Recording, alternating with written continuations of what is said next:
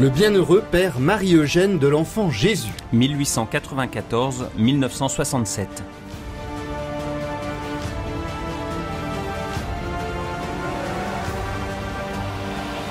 Une grande figure du Carmel en France au XXe siècle a été mise à l'honneur le vendredi 4 mars 2016 par le pape et le cardinal préfet de la Congrégation d'Écosse des Saints, en reconnaissant un miracle de Dieu par l'intercession du vénérable père Marie-Eugène de l'Enfant Jésus, ouvrant ainsi la voie à sa béatification en ce mois de novembre 2016.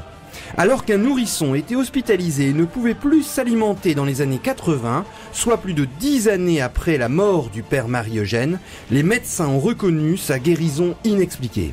Or, la grand-tante de l'enfant avait prié pour lui par l'intercession du père Marie-Eugène dont elle connaissait la réputation de sainteté.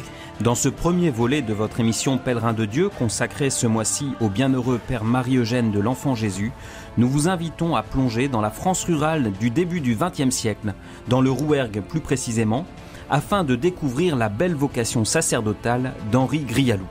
Pèlerin de Dieu avec Franck Bétoir et le père Jean-Baptiste Masson sur RCF Nord-de-France.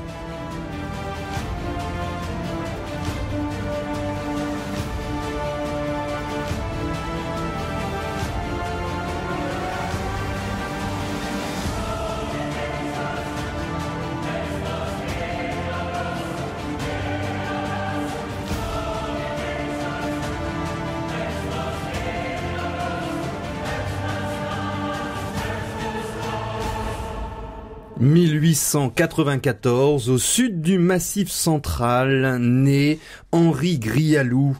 Nous sommes à la fin du 19e siècle et les historiens ont longtemps travaillé sur la fin de l'unanimisme. Je m'explique, la fin du tous chrétien, notamment dans les villages, depuis évidemment la Révolution française, mais tout au long du 19e siècle, avec notamment la loi de séparation de l'Église et de l'État. Or, on s'aperçoit, et d'après les dernières recherches historiques, que la situation historique est plus compliquée, avec notamment le maintien d'une vitalité chrétienne. Et si l'on peut effectivement tracer une grande tendance dans une forme de régression d'une société chrétienne, de la France, si on compare la France de l'Ancien Régime à la France du XXe siècle, pour cette fin du XIXe siècle, on peut repérer deux Frances qui se juxtaposent. Avec d'un côté une France encore très chrétienne et puis de l'autre une France, on peut déjà dire, déchristianisée. En effet, il y existe un vrai détachement religieux de certaines populations et nous sommes là qu'à la fin du 19e siècle, c'est-à-dire abandon du baptême des jeunes enfants, mariage civil à la place du mariage religieux, des décès qui se font sans appeler un prêtre, et ce sont des quartiers entiers dans les grandes villes de Paris, à l'est et au nord, Lyon et Marseille, les diocèses du bassin parisien et de Champagne, et puis le centre-ouest du Massif central. C'est une France qui se déchristianise avec un anticléricalisme populaire très très important. Inversement, une deuxième France, et cette France nous intéresse puisque c'est dans ce terreau que va naître notre pèlerin de ce mois-ci, le père Marie-Eugène de l'Enfant Jésus, des régions de pratiques majoritaires et qui se renforcent, c'est-à-dire un accroissement des effectifs de pratiquants religieux. Il s'agit de la Bretagne, des estuaires de la Loire, le Nord à l'exception des zones minières de l'Alsace-Lorraine et enfin les hautes terres du sud du Massif central, ce qu'on appelle la Bretagne du Midi, c'est le Rouergue où va naître le 2 décembre Henri Grialou. La famille Grialou fait partie de ce milieu donc de paysans qui gardent cette manière de vivre paysanne, qui vient se faire embaucher dans les complexes houillers métallurgiques qui se sont établis près de Guat dans l'Aveyron. Donc ce bassin, ce pays noir tel qu'on le qualifie, à 4 km d'Aubin, dans lequel Auguste Grialou se fait embaucher ainsi que son épouse. Donc ils ont ensemble 4 enfants et Henri est le 3e.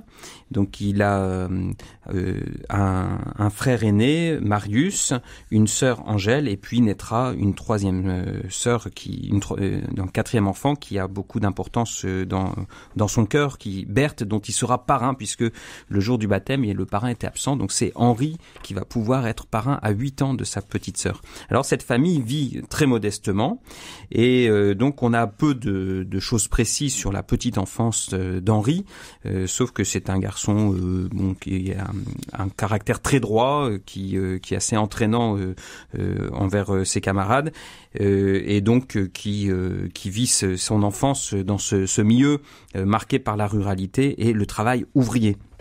Alors, un drame survient dans ce milieu familial. Henri disait que dans le père Marie-Eugène, donc de son enfance, il se rappelait qu'il avait été pétri d'amour dès son jeune âge. Mais alors qu'il a 9 ans, eh bien son père, Auguste Grialou, meurt à 44 ans d'une pneumonie. Et donc la mère d'Henri reste seule pour éduquer ses 5 enfants, 2 garçons et 3 filles.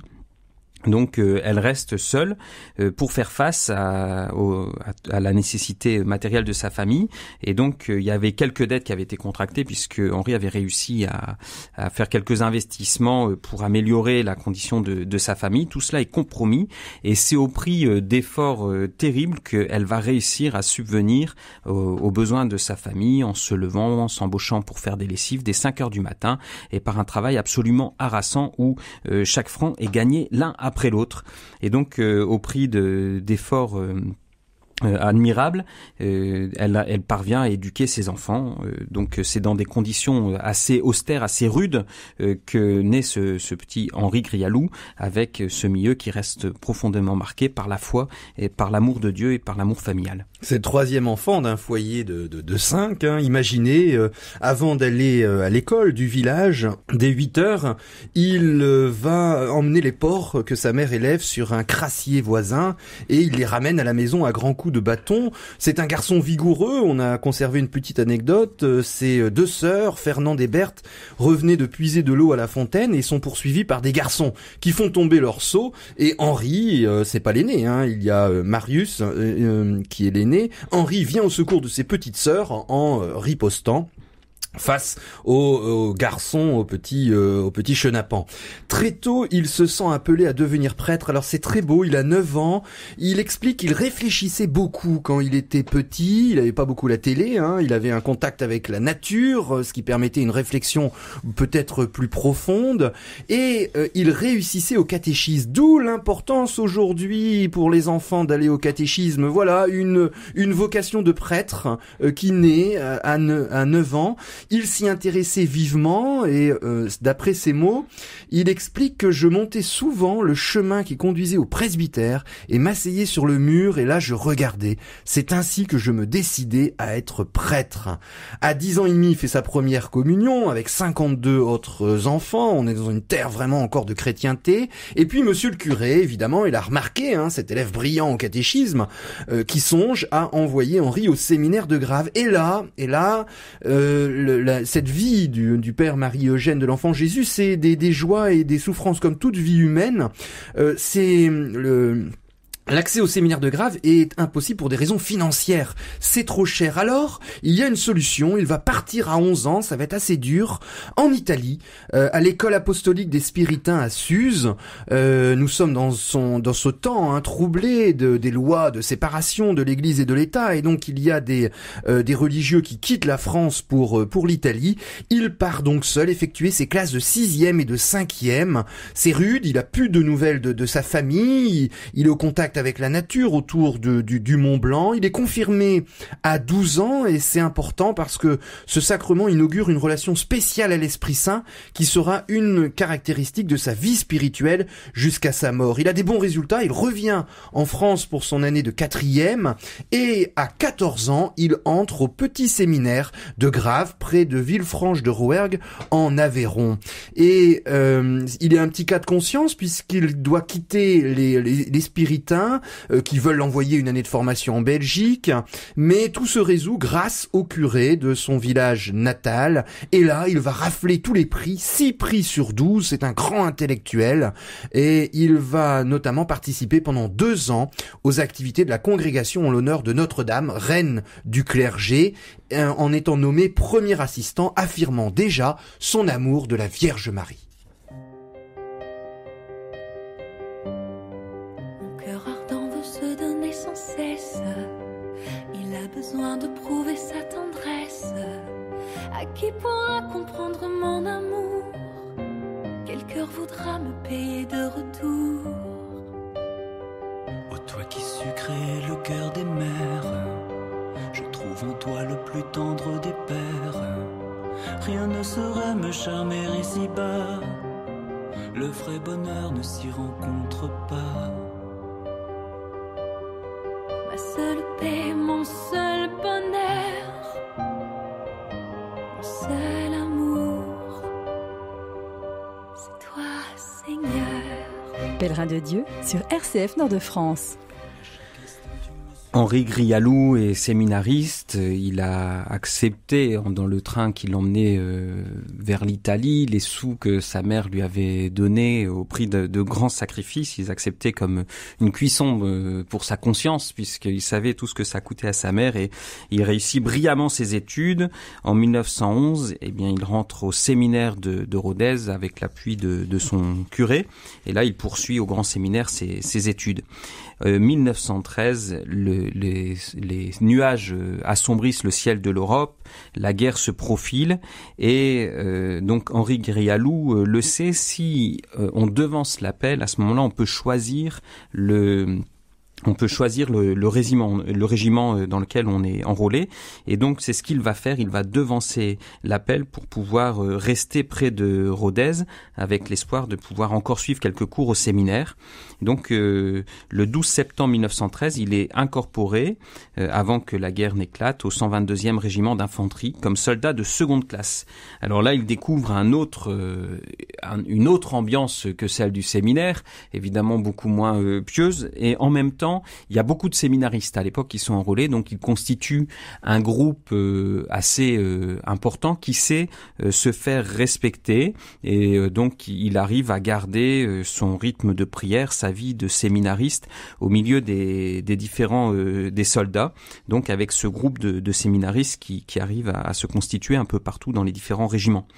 Et c'est là qu'il découvre comme beaucoup et qu'il approfondit sa connaissance de Sainte Thérèse de Lisieux. Donc les écrits de Sainte Thérèse de Lisieux commencent à être diffusés à partir du Carmel de Lisieux et comme beaucoup de soldats, ça va être un immense réconfort pour eux au cours de la Première Guerre mondiale. Eh bien, ils prient Sainte Thérèse de l'Enfant Jésus et Jeanne d'Arc pour être protégés, pouvoir traverser cette épreuve de la Grande Guerre.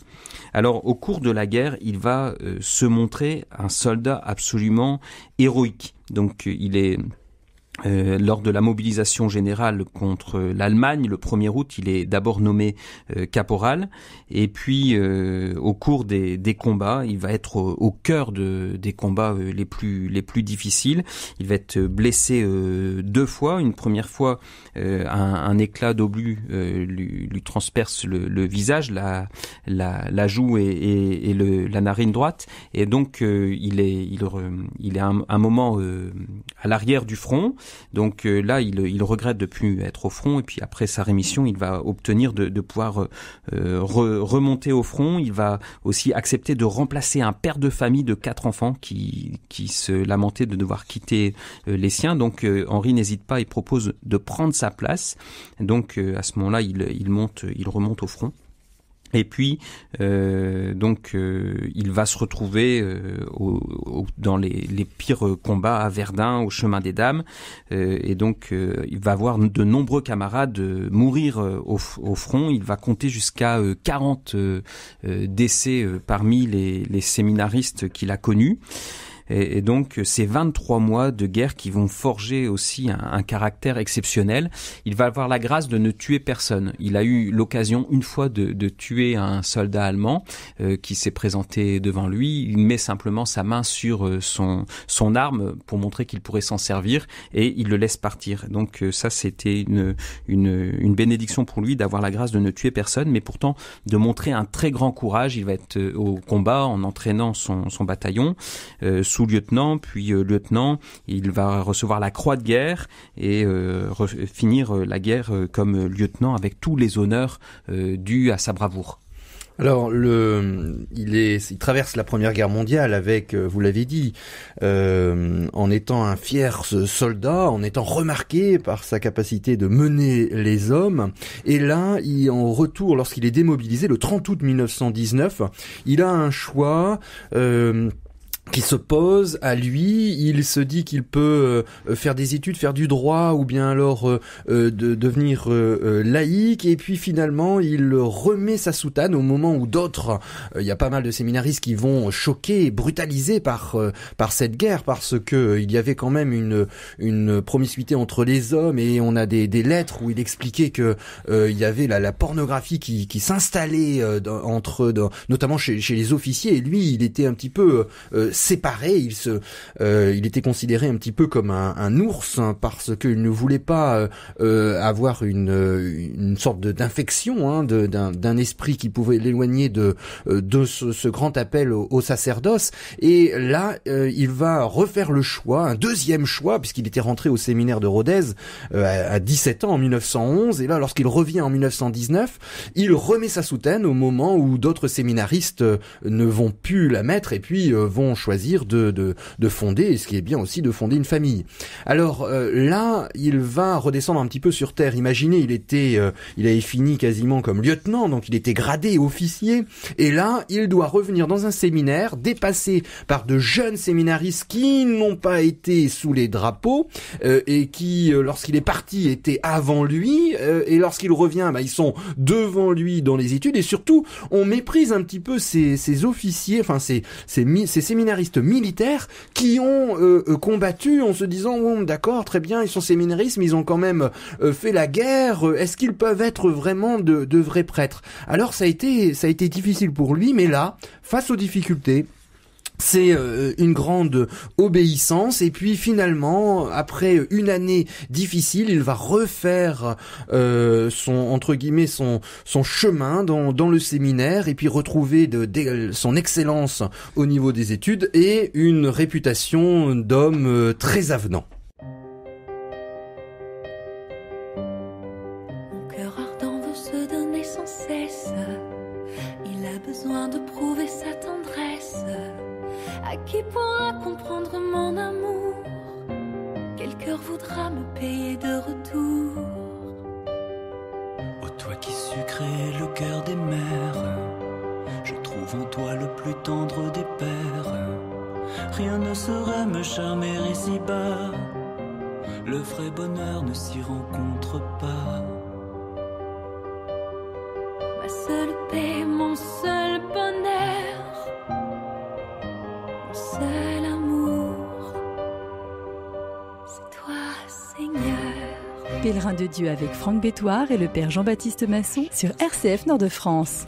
Après avoir connu la guerre, les tranchées, après qui ont forgé un caractère droit qui a su rester fidèle à sa foi, eh bien Henri Grialou retrouve le séminaire de Rodez en 1919, il retrouve 135 séminaristes, et là, il arrive à se refaire une place dans le séminaire. Au bout d'un an, il s'y réadapte, il y est heureux, et c'est dans ce séminaire, alors il s'est posé la question, comme beaucoup d'autres soldats, de quitter, de ne pas revenir au séminaire, puisque la guerre avait quand même pas mal transformé les esprits, et puis le décalage avec ceux qui n'avaient pas connu le front était assez difficile à vivre, mais bon, il retrouve sa vocation et il le poursuit, il avance vers le sacerdoce, et c'est au séminaire qu'il va découvrir, au cours d'une retraite de sous-diaconat, il va découvrir le Carmel. Donc au Carmel de Rodez, il est accueilli par les sœurs, donc ce sont les sœurs carmélites. qui n'ont pas de lien particulier avec les frères Carmes, mais il découvre les écrits de Thérèse d'Avila et de Jean de la Croix, et au cours d'une nuit où la sœur Marie-Albert qui l'accueillait, donc la sœur hôtelière qui l'accueillait, lui avait fait lire un abrégé de la vie de Saint Jean de la Croix. Alors il dit d'abord qu'il trouva ce livre insipide et que le style l'agaçait, mais en continuant, il s'est dit c'est exactement ça. Et voilà que ce 13 décembre 1920, il y a comme une nuit de lumière, il reçoit intérieurement un appel très fort, une motion qui lui dit que le Seigneur l'appelle au Carmel. Et donc, à ce moment-là, il vient en parler à son accompagnateur spirituel, Monsieur Belmont, qui, en lui disant, je crois que je suis fou, et son directeur de conscience lui répond, et en effet, je crois que vous l'êtes. Donc, au début, Monsieur Belmont a beaucoup de mal à accepter cette idée qu'il parte au Carmel. C'est quand même un séminariste qui était accompagné des années durant dans les séminaires, et donc voir partir cette vocation, c'est aussi pas évident pour ses supérieurs. Mais enfin, il demande un signe au Seigneur, et voilà que Monsieur Belmont change d'avis après avoir beaucoup prié, et il lui dit, il lui confirme que sans doute c'est l'appel de Dieu, en tout cas, qu'il a un devoir non seulement d'écouter ça, mais de suivre si c'est l'appel que le Seigneur lui fait. Et donc c'est appuyé par son accompagnateur spirituel qu'il va présenter à son évêque, Monseigneur Verdier, cette demande d'entrer au Carmel. Alors, il est ordonné le 4 février 1922, à 28 ans, par Monseigneur Verdier, dans la chapelle du séminaire de Rodez. Et là, son appel au Carme, c'est absolument, c'est un roman feuilleton incroyable, c'est une réalité qui dépasse la fiction, c'est le surnaturel tout simplement, parce que l'évêque ne veut absolument pas lâcher, c'était un des plus brillants séminaristes, il l'avait déjà affecté dans une équipe missionnaire pour son diocèse, et surtout que lorsqu'il lui fait la demande, les Carmes, donc on en reparlera notamment dans la deuxième émission, c'est un ordre qui ressemble un petit peu aux dominicains, à la fois contemplatif et puis actif, mais ils ont une très mauvaise réputation, puisque à la fin du 19e siècle, il y avait le provincial Loison qui avait fait des prédications à Notre-Dame de Paris et qui avait épousé une protestante américaine en 1872, excommuniée, ils fondent une église dissidente. Et là, l'évêque, lorsque Henri Grialou lui dit je veux partir au Carme, il lui donne cet exemple de ce provincial Carme. Et là, il ne dit rien, et puis il va laisser faire la grâce. L'évêque quand même n'endort pas la nuit, et alors qu'il a rien demandé, le lendemain, l'évêque lui dit d'aller au Carme. Et ce qui est tout à fait étonnant, c'est que Henri Grialou va donner sa vie au Carme, alors qu'il n'avait jamais rencontré un seul Carme. Il avait rencontré, vous l'avez dit, les carmélites, mais aucun Carme. Et c'est ce qu'il a dit, c'est comme une folie. Alors, cette folie va être liée à une très grande souffrance, c'est que sa maman, Marie, s'était déjà fait à l'idée de garder son Henri près d'elle, elle voulait être près de son futur presbytère, et donc elle refuse absolument qu'il parte dans les Carmes, puisque dans son imaginaire, et c'est dans la réalité, les Carmes étaient cloîtrés, c'est-à-dire qu'elle ne verrait plus jamais son fils, et donc il est obligé de partir. Il fait ses premières messes dans le village, il y a personne qui vient, on l'accuse d'abandonner sa famille, sa mère ne vient pas à sa première messe, elle viendra à son ordination mais pas à la première messe, et il part sans rien dire en pensant que sa mère va se suicider, et il arrive là au noviciat des Carmes d'Avon. Et alors c'est dans ce noviciat qu'il va connaître, malgré la tempête extérieure, la paix du cœur en purifiant, une forme de purification du cœur, dira-t-il, avec les écrits de Sainte Thérèse notamment, qui l'invitent à la confiance du cœur. Et c'est là que dans le silence et la prière, le Seigneur vient forger cette âme d'élite, cette âme qui saura instruire tant de personnes sur les voies de la confiance en Dieu.